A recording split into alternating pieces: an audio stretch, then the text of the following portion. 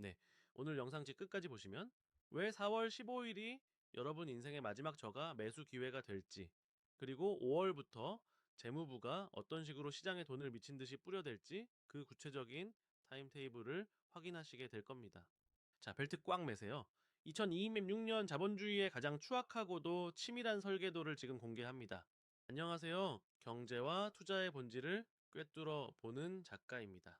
오늘은 그동안 어디서도 듣지 못하셨을, 하지만 투자자라면 반드시 알아야 할 스콧 베센트의 유동성 시나리오를 준비했습니다. 단순히 주가가 오를 거다 내릴 거다라는 예측이 아닙니다. 재무부가 발행하는 국채의 양, TGA라고 불리는 재무부 일반 계정의 장호 변화, 그리고 이번에 통과된 5조 달러 규모의 BBB 법안이 실제로 어떻게 시장에 피 같은 돈을 빨아들이고 있는지 그 메커니즘을 낱낱이 파헤칠 거예요. 이 영상 하나만 완벽히 이해하셔도 올해 하반기 여러분의 자산 규모는 완전히 달라져 있을 거라고 확신합니다. 채널 구독 누르셨나요? 그럼 바로 본론으로 들어가 보죠. 자, TGA라는 말 들어보셨나요? 트레저리 제너럴 어카운트, 즉 미국 재무부가 연방준비은행 페디에 가지고 있는 입출금 통장이라고 생각하시면 돼요. 미국 정부가 세금을 걷거나 국채를 발행해서 돈을 빌리면 이 통장에 돈이 쌓입니다. 반대로 정부가 공무원 월급을 주거나 복지 예산을 쓰면 이 통장에서 돈이 빠져나가죠. 여기서 아주 중요한 원리가 하나 있어요. 재무부 통장 TGA에 돈이 쌓인다는 건 시중에 돌던 돈이 정부 곳간으로 들어간다는 뜻입니다. 즉 시장의 유동성이 삭제되는 거예요. 초등학생 비율을 들어볼까요? 마을에 돈이 100만 원 돌고 있는데 마을 이장님이 나중에 다리를 놓을 거야 라면서 사람들한테 돈을 걷어서 자기 금괴 80만 원을 넣어두면 어떻게 될까요? 사람들 주머니엔 20만 원밖에 남지 않겠죠? 그럼 빵 사 먹을 돈도 없고 주식 살 돈도 없어지는 겁니다. 지금 스콧 베센트가 하고 있는 일이 바로 이 돈 걷기예요. 많은 분들이 착각하세요. 파월 의장이 금리를 안 내려서 주가가 못 오르는 거야 라고요. 물론 틀린 말은 아닙니다. 하지만 진짜 값은 재무부입니다. 2025년 7월에 통과된 BB 법안 원빅 뷰티풀 빌 기억하시죠? 무려 5조 달러의 부채 한도가 늘어났습니다. 사람들은 와, 정부가 5조 달러나 쓴데 호재다 라고 환호했지만 사실 그 이면엔 무서운 진실이 숨어 있었어요. 5조 달러를 쓰려면 일단 그만큼의 돈을 빌려와야 하잖아요. 그래서 재무부는 2025년 하반기부터 엄청난 속도로 국채를 찍어냈습니다. 시중에 돌던 달러들을 국채라는 종이 조각과 바꿔서 재무부 금고로 다 집어넣은 거예요. 9월에 비트코인이 먼저 꺾이고 10월에 나스닥이 비실대고 최근 2월에 금값까지 조정을 받은 이유? 아주 심플합니다. 이장님, 재무부 이 돈을 너무 많이 걷어가서 마을에 현금이 말라버린 겁니다. 실제로 데이터를 한번 볼까요? 2015년 7월 BBB 법안 통과 직후 TGA 장호는 약 3천억 달러 수준이었습니다. 그런데 2026년 1월 기준으로 이 잔고가 얼마까지 올라갔는지 아십니까? 무려 8,500억 달러를 넘어섰습니다. 불과 반년 만에 5천억 달러 이상의 생돈이 시장에서 사라진 거예요. 당시 투자자들의 대화를 재현해 볼까요? 개미 투자자 A. 야, 이제 부채 한도 늘어났으니까 정부가 돈 풀겠지? 나스닥 풀매수 가즈아. 베테랑 투자자 B. 잠깐만. 재무부 발행 공고 좀 봐. 지금 국채 발행량이 미쳤어. 정부가 돈을 푸는 게 아니라 일단 우리 주머니에서 돈을 뺏어서 금고를 채우는 중이라고. 결과는 어땠나요? A는 상투를 잡았고 시장은 유동성 부족으로 인해 하락 압력을 받았습니다. 비트코인이 9만 달러를 돌파하려다 7만 달러 선까지 밀린 것, 나스닥이 전고점 부근에서 횡보하다가 툭 떨어진 것, 이게 다 베센트 장관이 설계한 유동성 흡수의 결과물이었던 거죠. 자, 그럼 우리는 여기서 어떤 지표를 봐야 할까요? 딱 세 가지만 기억하세요. 스텝 1. TGA 잔고 추이 세인트루이스 연준 ED 사이트에서 WDTJ를 검색하세요. 이 선이 위로 올라가면 지금은 조심해야 할 때구나 라고 생각하시면 됩니다. 스텝 T. 국채 발행 스케줄. 재무부는 분기마다 국채 발행 계획을 발표합니다. 발행량이 예상을 상회한다? 시장의 돈을 더 빨아들이겠다라는 예고장입니다. 스텝 3이 영내포 ONRRP, 잔고, 시중의 잉여 자금이 연준으로 들어가는 통로입니다. 이게 바닥나면 진짜 유동성 위기가 오는데 다행히 베센트는 이 수치를 아주 정교하게 조절하고 있어요. 아니, 그럼 정부는 왜 지금 욕먹으면서까지 돈을 걷는 건가요? 네. 좋은 질문입니다. 여기서 바로 정치적 전략이 들어갑니다. 여러분, 만약 여러분이 선거에 나가는 후보라면 언제 주가가 오르는 게 가장 유리할까요? 지금? 아니죠. 투표하기 딱 한두 달 전입니다. 지금 주가를 너무 올려놓으면 선거 직전에 조정이 올 수도 있잖아요. 그럼 유권자들은 에이, 경제 망했네 라며 등을 돌립니다. 네, 그래서 베센트는 지금 매를 먼저 맞는 쪽을 택한 겁니다. 지금 주가를 좀 눌러놓고 재무부 금괴 실탄을 꽉꽉 채워둔 다음에 선거 직전인 5월부터 10월까지 그 돈을 한 번에 쏟아붓겠다는 전략이죠. 자, 그럼 여기서 의문이 생깁니다. 스콧 베센트, 이 사람은 도대체 어떤 인물이길래 이렇게 시장을 제 손바닥 안에서 주무르는 걸까요? 그가 조지 소로스와 함께 일하며 배운 시장을 이기는 법이 이번 2026년 중간선거판에 그대로 적용되고 있다면 믿으시겠습니까? 다음 파트에서는 베센트 장관의 전설적인 333 전략과 그가 왜 유동성의 마술사라고 불리는지 그 소름 돋는 배경을 파헤쳐 보겠습니다. 파트기 설계자 베센트의 정체와 3개월의 심리전. 여러분, 지금까지의 재무장관들을 생각해보세요. 대학 교수 출신이거나 평생 공무원만 했던 사람들이 많았죠? 그런 사람들은 시장을 관리하려고 합니다. 하지만 스콧 베센트는 다릅니다. 그는 세계적인 헤지펀드, 소로스 펀드 매니지먼트의 투자 총괄 책임자 CIO 출신이에요. 조지 소로스의 오른팔이었다라는 겁니다. 이게 뭘 의미할까요? 그는 시장을 관리하는 사람이 아니라 시장을 움직이는 법을 아는 사람이라는 겁니다. 그에게 경제 지표는 단순히 보고서 숫자가 아니라 수익을 내기 위해 조작하고 활용해야 할 레버리지일 뿐이에요. 사람들은 베센트가 재무장관이 됐을 때 시장을 잘하니까 증시를 계속 우상향시켜 주겠지? 라고 기대했습니다. 하지만 이건 큰 오해예요. 헤지펀드 매니저의 제1원칙이 뭔지 아세요? 가장 쌀 때 사서 가장 비쌀 때 팔아라입니다. 그는 지금 증시를 비싸게 유지할 생각이 전혀 없습니다. 오히려 본인이 가진 정책적 도구, 국채 발행, TGA 조절을 사용해서 시장의 에너지를 억누르고 있어요. 왜? 나중에 자기가 원하는 타이밍, 중간선거 직전에 폭발적인 상승을 만들어내려면 지금은 시장의 기대감을 낮추고 바닥을 다져놔야 하거든요.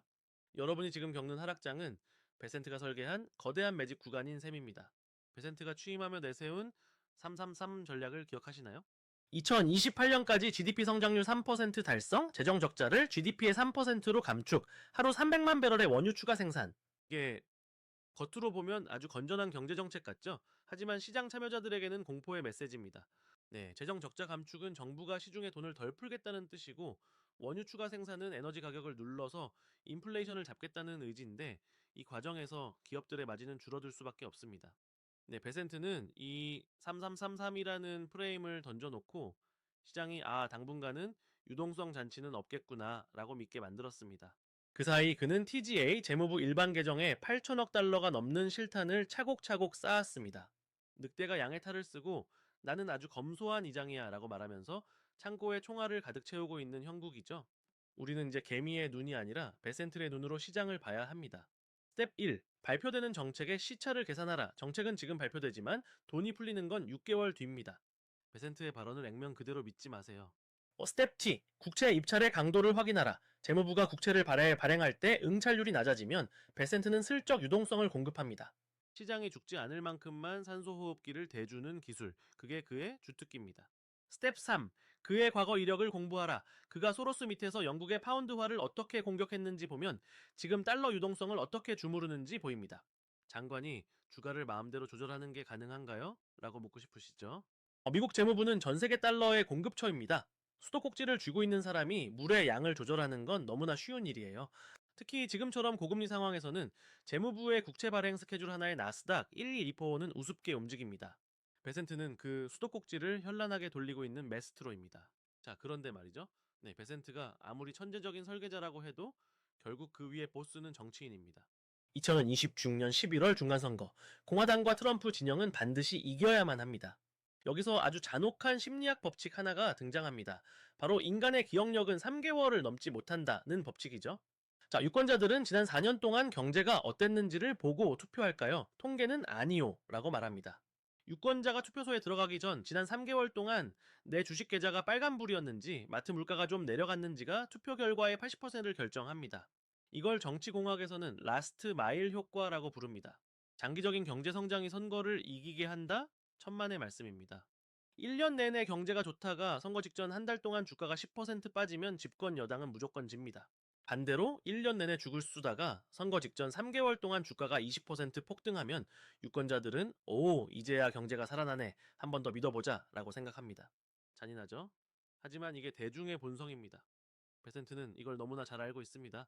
자, 11월, 7월 초가 선거입니다. 그럼 주가는 언제부터 본격적으로 불을 뿜어야 할까요? 네, 8월 말부터 10월까지입니다.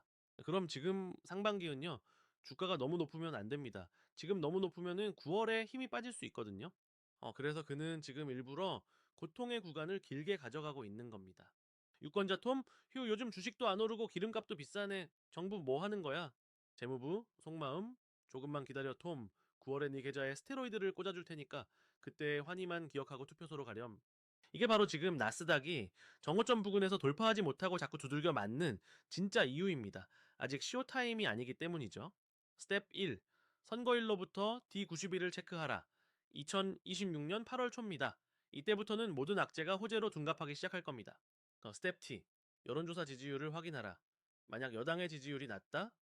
베센트는 더 강력한 유동성 폭탄을 준비할 겁니다. 네, 스텝 3. 트럼프의 입을 주목하라. 트럼프가 경제를 비판하기 시작하면 그건 곧 재무부가 돈을 풀 때가 됐다는 신호입니다. 시장이 제 마음대로 안 움직이면 어떡하죠? 그래서 베센트는 플랜 B도 준비해 놨습니다. 바로 법안을 통한 강제 주가 부양이죠. 시장이 자발적으로 안 오르면 정부가 직접 돈을 꽂아서라도 올리겠다는 겁니다. 그게 바로 우리가 잠시 후에 다룰 7월의 스테로이드와 연결됩니다. 자, 이제 유동성이 왜 묶여 있는지 그 정치적 배경까지 이해하셨을 겁니다. 자, 그런데 여러분, 조심해야 할 날이 딱 하나 있습니다. 4월 15일. 미국인들이 가장 싫어하는 날이자 시장의 모든 현금이 증발해버리는 보릿고개 같은 날이죠. 과연 4월 15일 세금 납부 기한에 어떤 일이 벌어지길래 제가 인생 마지막 저가 매수 기회라고 부르는 걸까요? 다음 파트에서 그 공포의 시나리오를 확인해 보겠습니다. 파트 3 4월의 보릿고개와 5월의 유동성 대방출. 여러분, 미국에서 4월 15일이 어떤 날인지 아시나요? 바로 연방소득세 신고 및 납부 마감일입니다. 이게 우리 같은 개인 투자자들에게 왜 중요하냐고요? 이날을 기점으로 미국인들의 은행 계좌에서 수천억 달러가 동시에 빠져나가 IRS를 거쳐 재무부의 TGA 통장으로 꽂히기 때문입니다. 시중 은행에 있어야 할 돈이 정부 통장으로 순식간에 이동하면 어떤 일이 벌어질까요? 은행들의 지급 준비금이 바닥나기 시작합니다. 시중에 돌던 달러라는 혈액이 갑자기 멈춰버리는 거예요. 이걸 우리는 계절적 유동성 고갈이라고 부릅니다. 세금 내는 건 매년 있는 일인데 이번에 왜 더 위험한가요? 맞아요. 세금 납부는 매년 있습니다. 하지만 2026년 4월은 상황이 전혀 다릅니다. BBB 법안 부채 한도 증액 때문입니다. 이게 뭘 의미할까요? 그는 시장을 관리하는 사람이 아니라 시장을 움직이는 move, 법을 아는 사람이라는 겁니다. 그에게 경제 지표는 단순히 보고서 숫자가 아니라 수익을 내기 위해 조작하고 활용해야 할 레버리지일 뿐이에요. 사람들은 베센트가 재무장관이 됐을 때 시장을 잘 아니까 증시를 계속 우상향시켜 주겠지? 라고 기대했습니다. 하지만 이건 큰 오해예요. 헤지펀드 매니저의 제1원칙이 뭔지 아세요? 가장 쌀 때 사서 가장 비쌀 때 팔아라입니다. 그는 지금 증시를 비싸게 유지할 생각이 전혀 없습니다. 오히려 본인이 가진 정책적 도구, 국채 발행, TGA 조절, 를 사용해서 시장의 에너지를 억누르고 있어요. 왜? 나중에 자기가 원하는 타이밍, 중간선거 직전에 폭발적인 상승을 만들어내려면 지금은 시장의 기대감을 낮추고 바닥을 다져놔야 하거든요. 여러분이 지금 겪는 하락장은 베센트가 설계한 거대한 매집 구간인 셈입니다. 베센트가 취임하며 내세운 333 전략을 기억하시나요? 2028년까지 GDP 성장률 3% 달성, 재정 적자를 GDP의 3%로 감축, 하루 300만 배럴의 원유 추가 생산. 이게 겉으로 보면 아주 건전한 경제 정책 같죠? 하지만 시장 참여자들에게는 공포의 메시지입니다. 재정 적자 감축은 정부가 시중에 돈을 덜 풀겠다라는 뜻이고, 원유 추가 생산은 에너지 가격을 눌러서 인플레이션을 잡겠다라는 의지인데, 이 과정에서 기업들의 마진은 줄어들 수밖에 없습니다. 네, 베센트는 이 333이라는 프레임을 던져놓고 시장이 당분간은 유동성 잔치는 없겠구나 라고 믿게 만들었습니다. 그 사이 그는 TGA, 재무부 일반 계정에 8천억 달러가 넘는 실탄을 차곡차곡 쌓았습니다. 늑대가 양의 탈을 쓰고 나는 아주 검소한 이장이야 라고 말하면서 창고에 총알을 가득 채우고 있는 형국이죠. 자, 우리는 이제 개미의 눈이 아니라 베센트의 눈으로 시장을 봐야 합니다. 스텝 1. 발표되는 정책의 시차를 계산하라. 정책은 지금 발표되지만 돈이 풀리는 건 6개월 뒤입니다. 베센트의 발언을 액면 그대로 믿지 마세요. 스텝 2. 국채 입찰의 강도를 확인하라. 재무부가 국채를 발행할 때 응찰률이 낮아지면 베센트는 슬쩍 유동성을 공급합니다. 시장에 죽지 않을 만큼만 산소호흡기를 대주는 기술, 그게 그의 주특기입니다. 스텝 4. 그의 과거 이력을 공부하라. 그가 소로스 밑에서 영국의 파운드화를 어떻게 공격했는지 보면 지금 달러 유동성을 어떻게 주무르는지 보입니다. 장관이 주가를 마음대로 조절하는 게 가능한가요? 라고 묻고 싶으시죠? 미국 재무부는 전 세계 달러의 공급처입니다. 수도꼭지를 쥐고 있는 사람이 물의 양을 조절하는 건 너무나 쉬운 일이에요. 특히 지금처럼 고금리 상황에서는 재무부의 국채 발행 스케줄 하나에 나스닥 킬 2%는 우습게 움직입니다. 베센트는 그 수도꼭지를 현란하게 돌리고 있는 메스트로입니다. 자, 그런데 말이죠. 베센트가 아무리 천재적인 설계자라고 해도 결국 그 위에 보스는 정치인입니다. 2016년 11월 중간선거, 공화당과 트럼프 진영은 반드시 이겨야만 합니다. 여기서 아주 잔혹한 심리학 법칙 하나가 등장합니다. 바로 인간의 기억력은 3개월을 넘지 못한다는 법칙이죠. 유권자들은 지난 4년 동안 경제가 어땠는지를 보고 투표할까요? 통계는 아니요 라고 말합니다.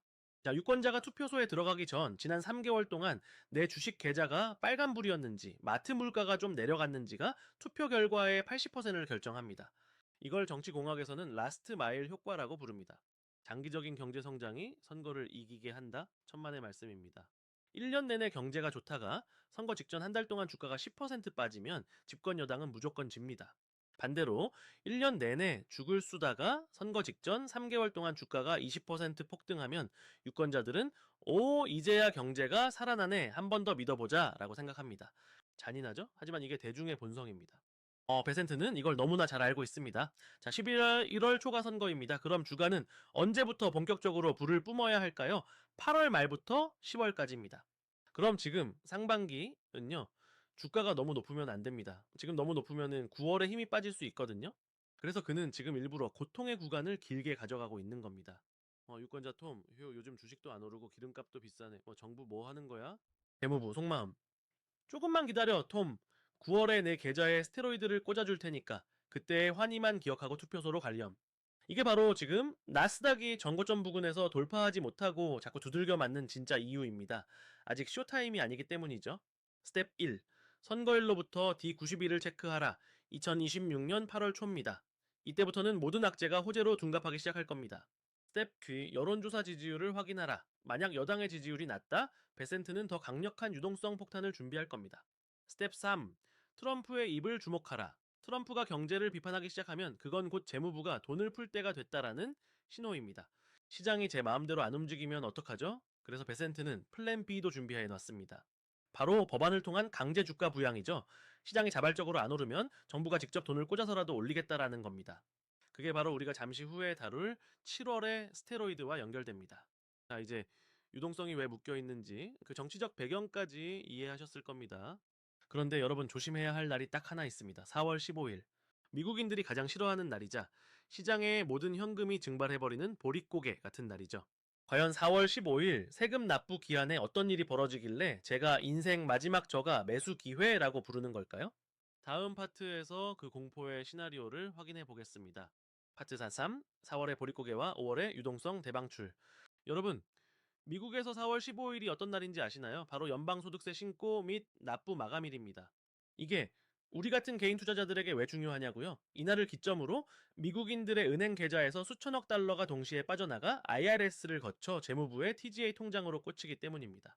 시중은행에 있어야 할 돈이 정부 통장으로 순식간에 이동하면 어떤 일이 벌어질까요?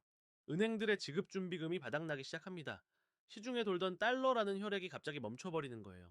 이걸 우리는 계절적 유동성 고갈이라고 부릅니다. 세금 내는 건 매년 있는 일인데 이번에 왜 더 위험한가요? 맞아요. 세금 납부는 매년 있습니다. 하지만 2026년 4월은 상황이 전혀 다릅니다. BBB 법안 부채 한도 증액 때문입니다. 이게 뭘 의미할까요? 그는 시장을 관리하는 사람이 아니라 시장을 움직이는 move, 법을 아는 사람이라는 겁니다. 그에게 경제 지표는 단순히 보고서 숫자가 아니라 수익을 내기 위해 조작하고 활용해야 할 레버리지일 뿐이에요. 사람들은 베센트가 재무장관이 됐을 때 시장을 잘 아니까 증시를 계속 우상향시켜 주겠지? 라고 기대했습니다. 하지만 이건 큰 오해예요. 헤지펀드 매니저의 제1원칙이 뭔지 아세요? 가장 쌀 때 사서 가장 비쌀 때 팔아라입니다. 그는 지금 증시를 비싸게 유지할 생각이 전혀 없습니다. 오히려 본인이 가진 정책적 도구 국채 발행, TGA 조절을 사용해서 시장의 에너지를 억누르고 있어요. 왜? 나중에 자기가 원하는 타이밍 중간선거 직전에 폭발적인 상승을 만들어내려면 지금은 시장의 기대감을 낮추고 바닥을 다져놔야 하거든요. 여러분이 지금 겪는 하락장은 베센트가 설계한 거대한 매집 구간인 셈입니다. 베센트가 취임하며 내세운 333 전략을 기억하시나요? 2028년까지 GDP 성장률 3% 달성, 재정 적자를 GDP의 3%로 감축, 하루 300만 배럴의 원유 추가 생산. 이게 겉으로 보면 아주 건전한 경제 정책 같죠? 하지만 뭐 시장 참여자들에게는 공포의 메시지입니다.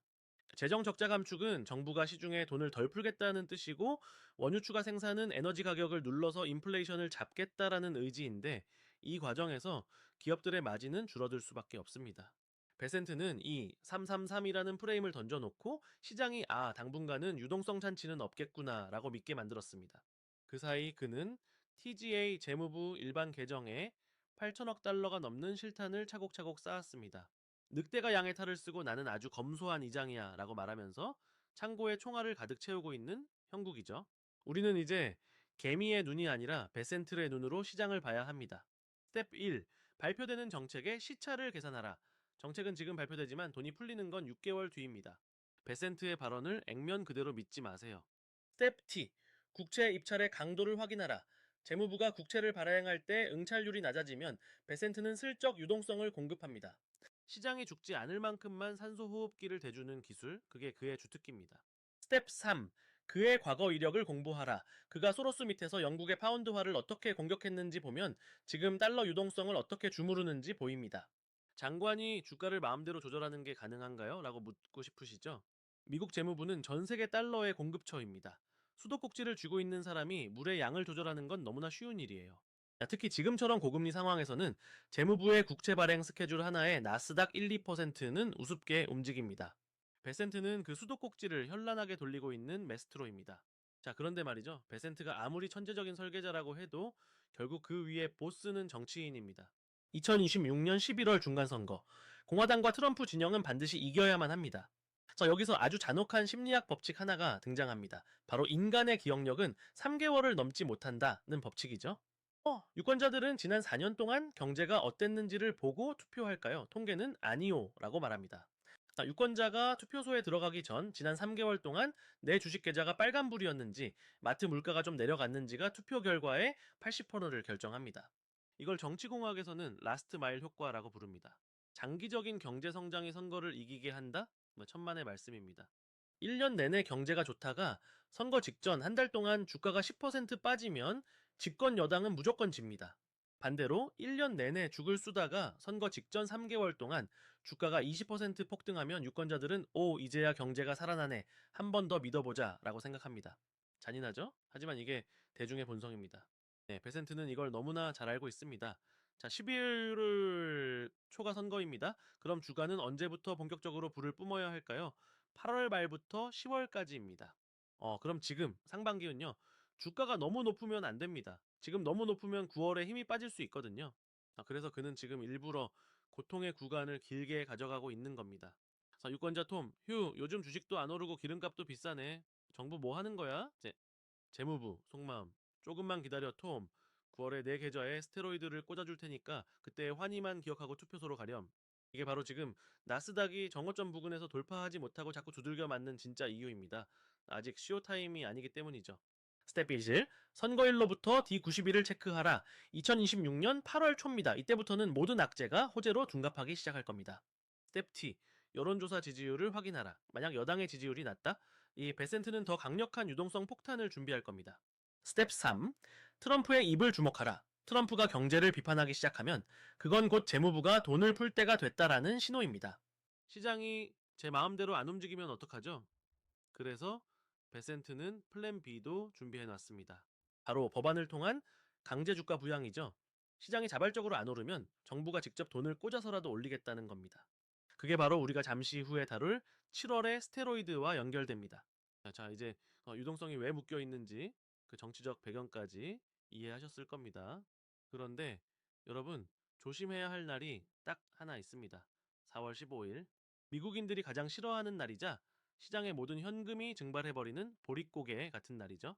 과연 4월 15일 세금 납부 기한에 어떤 일이 벌어지길래 제가 인생 마지막 저가 매수 기회라고 부르는 걸까요? 다음 파트에서 그 공포의 시나리오를 확인해 보겠습니다. 파트 3, 4월의 보릿고개와 5월의 유동성 대방출. 여러분, 미국에서 4월 15일이 어떤 날인지 아시나요? 바로 연방소득세 신고 및 납부 마감일입니다. 이게 우리 같은 개인 투자자들에게 왜 중요하냐고요? 이날을 기점으로 미국인들의 은행 계좌에서 수천억 달러가 동시에 빠져나가 IRS를 거쳐 재무부의 TGA 통장으로 꽂히기 때문입니다. 시중 은행에 있어야 할 돈이 정부 통장으로 순식간에 이동하면 어떤 일이 벌어질까요? 네, 은행들의 지급준비금이 바닥나기 시작합니다. 시중에 돌던 달러라는 혈액이 갑자기 멈춰버리는 거예요. 이걸 우리는 계절적 유동성 고갈이라고 부릅니다. 세금 내는 건 매년 있는 일인데 이번엔 왜 더 위험한가요? 맞아요. 세금 납부는 매년 있습니다. 하지만 2026년 4월은 상황이 전혀 다릅니다. BBB 법안 부채 한도 증액 때문입니다. 그러니까 베센트 장관은 이미 작년 하반기부터 국채를 미친 듯이 발행해서 시장에 돈을 빨아들여 놓은 상태예요. 시장에 이미 현금이 부족한데 여기서 세금 납부라는 마지막 펀치까지 날라오는 겁니다. 사람들이 주식 살 돈이 없네?를 넘어 네, 세금 낼 현금이 없네. 일단 가지고 있는 주식이나 코인부터 좀 팔자라고 생각하게 되는 구간. 그게 바로 4월 초부터 15일까지의 흐름입니다. 과거 사례를 보면 더 명확합니다.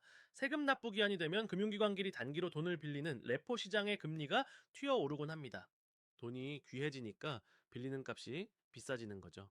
네, 특히 2026년에는 베센트가 의도적으로 영래포 ONRRP 잔고를 낮게 유지하고 있을 가능성이 큽니다. 자, 월스트리트 트레이더 C.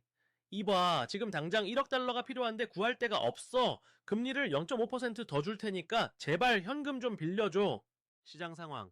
미안, 나도 지금 고객들이 세금 낸다고 돈 다 빼가서 줄 현금이 없어. 이런 대화가 오가는 동안 나스닥 선물 지수는 투매 물량에 짓눌리게 됩니다. 개미들이 이제 진짜 끝인가 보다라고 생각하며 손절매를 가장 많이 하는 타이밍이 바로 이때입니다. 하지만 여러분 기억하세요. 이건 의도된 보릿고개입니다. 4월 초 현금 비중 극대화, 3월 말부터 4월 초까지 반등이 올 때마다 현금을 챙겨두세요. 4월 15일 전후의 변동성을 견딜 맷집을 키워야 합니다. 4월 10일, 20일 사이에 V자를 노려라. 역사적으로 세금 납부 직후 유동성이 바닥을 찍고 올라오는 지점이 진바닥인 경우가 많았습니다. 공포지수, 윅스, 활용, 윅스 지수가 급등하며 비명이 터져 나올 때 베센트가 준비한 선물이 도착할 준비를 마친 겁니다. 세금이 TGA로 들어가면 영영 안 나오는 거 아닌가요? 아니요, 절대 아닙니다. 네, 정부는 돈을 쌓아두려고 걷는 게 아니라 쓰려고 걷는 겁니다. 4월에 꽉 찬 TGA 통장은 5월부터 다시 시장으로 방출되기 시작합니다.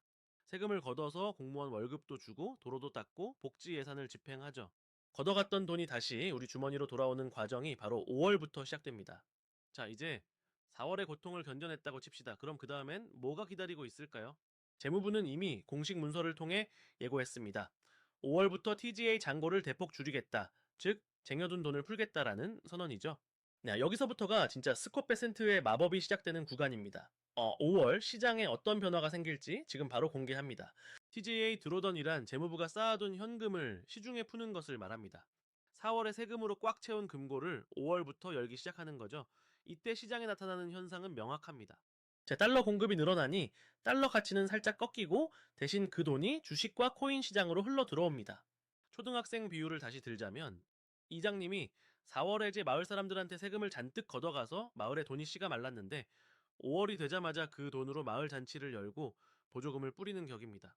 마을 사람들은 다시 신이 나서 물건을 사고 투자를 시작하겠죠? 보통은 그렇습니다. 하지만 2026년 5월이 특별한 이유는 국채 발행의 축소 차이가 동시에 일어나기 때문입니다. 돈은 많이 풀 건데 빌리는 건 적게 하겠다. 이건 금융시장에서 초대형 호재입니다. 채권 가격은 오르고 금리는 내리고 남는 유동성은 위험자산으로 쏠리게 되는 최적의 환경이 조성되는 거죠. 여기서 베센트의 전공 분야인 국채 바이백이 등장합니다. 재무부가 시장에서 돌아다니는 자기네 국채를 직접 돈 주고 다시 사들이는 거예요. 국채가 너무 많아서 가격이 안 오르네. 재무부, 걱정 마. 내가 500억 달러어치 사줄게. 대신 그 현금으로 주식을 사든 비트코인을 사든 마음대로 해. 이게 바로 5월부터 벌어질 일입니다. 재무부가 직접 시장에 매수 주체로 등판하는 겁니다. 헤지펀드 매니저 출신답게 어느 타이밍에 어떤 채권을 사줘야 시장이 가장 크게 반응하는지 베센트는 누구보다 잘 알고 있습니다. 스텝 1. 재무부 분기 정례 공고 QRA 확인. 4월 말 5월 초에 나오는 이 문서를 반드시 체크하세요. 차입 규모 축소라는 단어가 보이면 풀매수 신호입니다. 스텝 T. 기술주와 성장주 비중 확대, 금리가 안정되고 유동성이 풀리는 시기엔 나스닥 기술주들이 가장 먼저 튀어나갑니다. 스텝 3. 비트코인 반등 확인. 유동성에 가장 민감한 비트코인이 5월 초에 고개를 들기 시작한다라면 그건 재무부의 돈이 풀리기 시작했다라는 증거입니다. 인플레이션을 자극하지 않으면서 주가만 올리는 정교한 타격을 준비하고 있어요. 그게 바로 자산 시장으로만 돈이 돌게 만드는 구조입니다. 실물 경제에 돈을 뿌리는 게 아니라 네, 금융 시스템의 유동성만 조절해서 자산 가격을 방어하는 방식이죠. 연준도 선거철에는 정부와 엇박자를 내기 부담스럽기 때문에 5월부터는 잠시 매파적인 발톱을 숨길 확률이 높습니다. 자, 그런데 5월의 유동성 파티는 시작일 뿐입니다. 이건 말 그대로 기초 체력을 다지는 수준이에요. 진짜 핵폭탄급 스테로이드는 7월에 기다리고 있습니다. 여러분, 트럼프 어카운트라고 들어보셨나요? 2026년 이후 태어나는 모든 아이에게 1,000달러를 주고 그걸 강제로 인덱스 펀드에 박아버리는 정책. 이 말도 안 되는 정책이 7월부터 시행된다라면 증시에는 어떤 일이 벌어질까요? 다음 파트에서 그 소름 돋는 강제 부양 시나리오의 실체를 파헤쳐 보겠습니다. 파트 4 7월의 스테로이드와 9월 빅 랠리의 설계도. 요람에서 무덤까지가 아니라 요람에서 나스닥까지. 여러분, 2026년 7월부터 시행 예정인 트럼프 어카운트 for newborns 정책을 아시나요? 간단히 말해서 미국에서 태어나는 모든 아이에게 정부가 1,000달러, 약 130만 원을 축하금으로 주는 정책입니다. 이 정책의 핵심은 현금 지급이 아니라 강제 투자에 있습니다. 아이가 성인이 될 때까지 미국 증시를 대표하는 인덱스 펀드 S&P 500이나 나스닥 100캔에 의무적으로 묶어두는 방식입니다. 정부가 국민의 이름으로 매년 증시에 대기 매수세를 만들어주는 거죠. 사람들은 숫자의 함정에 빠집니다. 미국에서 1년에 태어나는 애들이 한 360만 명인데 1,000달러씩 해봤자 36억 달러잖아. 애플 시총이 몇 조 달러인데 이게 무슨 영향이 있어? 하지만 진짜 무서운 건 금액이 아니라 메시지와 하방 경직성입니다. 전 세계 투자자들에게 미국 정부가 이렇게 선언하는 거예요. 우리는 앞으로 태어날 우리 아이들의 미래를 미국 증시에 걸었다. 그러니 우리는 절대로 증시가 망하게 두지 않을 것이다. 이건 단순한 보조금이 아닙니다. 국가가 보증하는 증시 방어용 스테로이드예요. 게다가 이 돈은 절대로 매도 물량으로 나오지 않습니다. 최소 18년 동안은 오직 매수만 있는 시장이 형성되는 겁니다.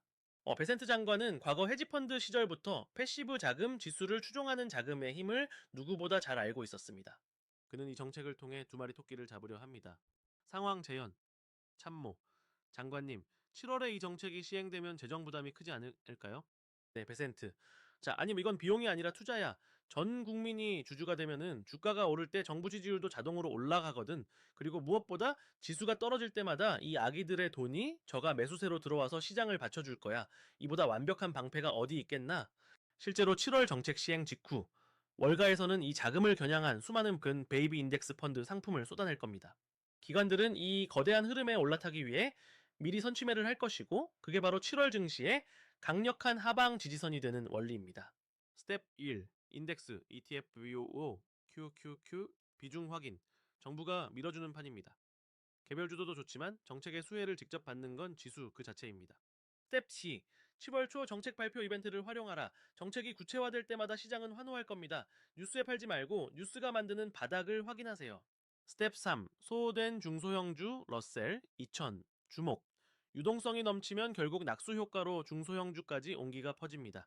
7월은 그 온기가 시작되는 달입니다. 돈을 찍어서 아이들에게 주는 건데 인플레이션 안 올까요? 예리하시네요. 하지만 이 돈은 시장에 유통되는 돈이 아닙니다. 계좌에 박혀 있는 돈이죠. 사람들이 이 돈으로 햄버거를 사 먹고 기름을 넣으면 물가가 오르겠지만 주식 계좌에 묶여 있으니 물가에는 영향이 거의 없습니다. 오히려 시중의 과잉 유동성을 증시라는 댐에 가둬두는 효과가 있어서 베센트 입장에서는 인플레이션 관리에도 도움이 되는 천재적인 수입니다. 자, 이제 재무부의 금고도 열렸고 5월 아이들의 돈까지 증시에 투입되기 시작했습니다. 7월 모든 준비는 끝났습니다. 이제 남은 건 단 하나, 11월 선거를 향한 마지막 질주입니다. 월가에서는 벌써부터 이 현상을 베센트 랠리라고 부르기 시작했습니다. 과연 9월부터 시작될 이 미친 듯한 상승장의 끝은 어디일까요? 그리고 왜 우리는 10월 말에 모든 욕심을 버리고 탈출 준비를 해야 할까요? 그 잔혹한 타임라인을 공개합니다. 9월이 되면 시장 분위기는 180도 달라져 있을 겁니다. 4월에 비명을 지르던 사람들은 온데간데 없고 TV만 틀면 나스닥 2비 5천 간다.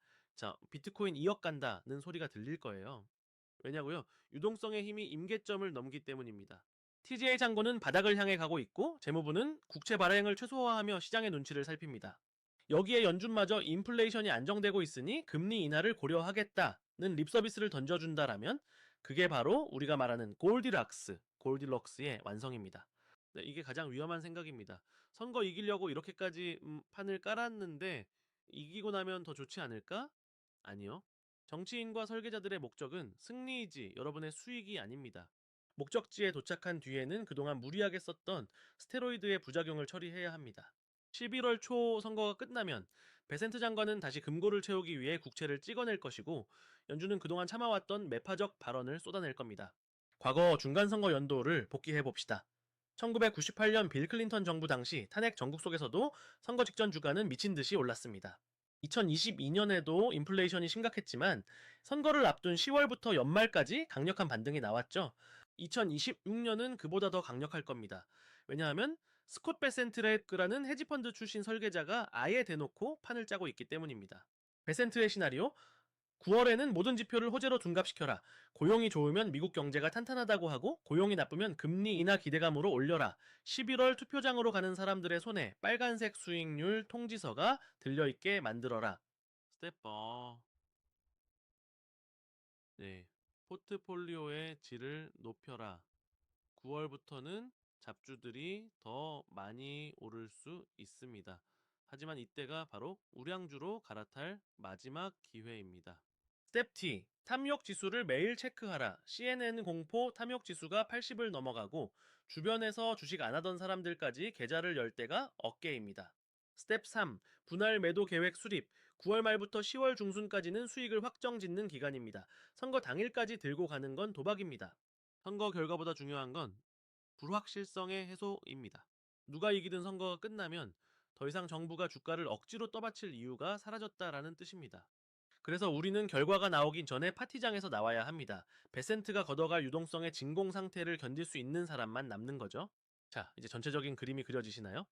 4월의 절망, 5월의 반등, 7월의 보강, 그리고 9월의 광기. 이 모든 것은 하나의 거대한 시나리오에 따라 움직이고 있습니다. 하지만 우리가 간과해서는 안 될 치명적인 리스크가 딱 하나 있습니다. 바로 이 모든 유동성 파티의 청구서입니다. 베센트가 뿌린 이 어마어마한 돈의 대가는 누가 언제 치르게 될까요? 마지막 파트에서 이번 대본의 결론과 함께 여러분이 당장 내일부터 실천해야 할 액션 플랜을 정리해드립니다. 파트 5도 베센트의 청구서와 당신을 위한 최종 행동 강령. 여러분, 지금까지 제가 말씀드린 시나리오는 장밋빛이었죠? 4월의 고통만 참으면 5월부터 11월까지 돈의 파티가 열린다고 했으니까요. 하지만 경제에 공짜 점심은 없습니다. 스콧 베센트가 억지로 끌어올린 이 유동성은 결국 누군가가 갚아야 할 빚입니다. 수익의 사유화, 부채의 사회화. 11월 3일 선거가 끝나면 시장은 급격하게 차가워질 준비를 할 겁니다. 선거를 위해 재무부 금고를 비우고 아이들의 미래 자금까지 증시로 끌어들였습니다. 보통 개미들은 그렇게 생각하고 11월에도 주식을 들고 갑니다. 하지만 진실은 잔인합니다. 정치인들에게 주가는 투표 전까지만 중요합니다. 일단 표를 얻고 나면 그들은 다시 인플레이션을 잡고 재정 적자를 줄이는 건전한 척을 해야 합니다.